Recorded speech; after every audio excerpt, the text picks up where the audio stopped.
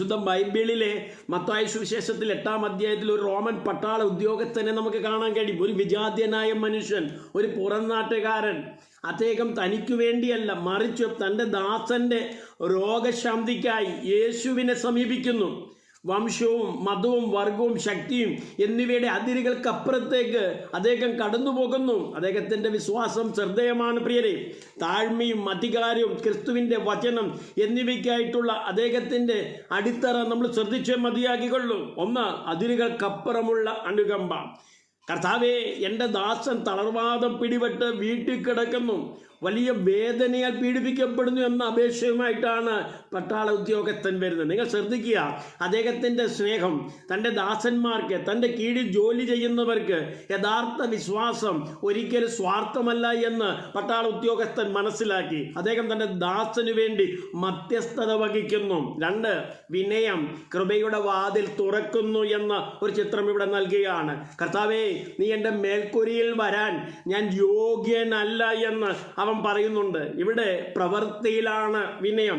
ലൂക്കോസ് 5-ൽ പത്രോസിനെ പോലെ അവൻ തൻ്റെ അയോഗ്യതയെ അംഗീകരിക്കുന്നു. അഹങ്കാരം ദൈവകൃപയിലേക്കുള്ള വാതിൽ അടയ്ക്കുന്നു. വിനയം അതിനെ സ്വാഗതം ചെയ്യുന്നു.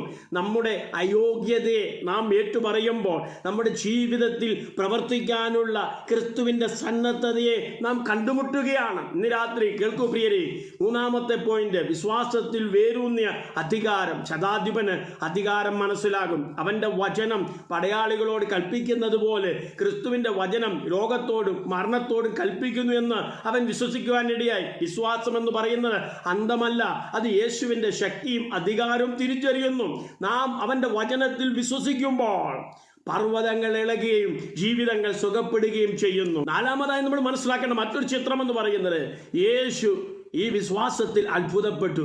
നിരവധി വിജാതീയ രാജ്യത്തിൽ പ്രവേശിക്കുമെന്നും പൈതൃകത്തിൽ മാത്രം ആശ്രയിക്കുന്ന ചിലർ പ്രവേശിക്കില്ലെന്നും പ്രഖ്യാപിക്കുകയും ചെയ്യുന്നു. പദവിയോ പശ്ചാത്തലമോ അല്ല, വിശ്വാസമാണ് ദൈവരാജ്യത്തിലേക്കുള്ള പ്രവേശനം നൽകുന്നത്.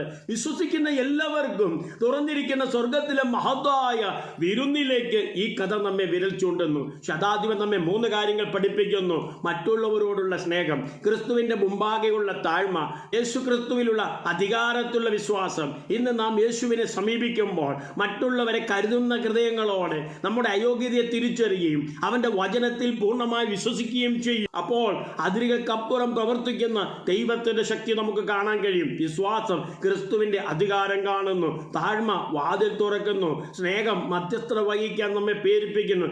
ഇന്ന് നമുക്ക് ആ ദൈവിക വിശ്വാസത്തിൽ നടക്കാം. God bless.